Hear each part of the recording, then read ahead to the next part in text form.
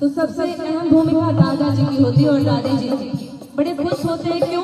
क्योंकि उनके कुल का नाम आगे बढ़ता है, परिवार का नाम आगे बढ़ता है। बड़ी सुंदर लाइन समृद्धि के दादाजी के लिए मैं गाना चाहूंगी। दादा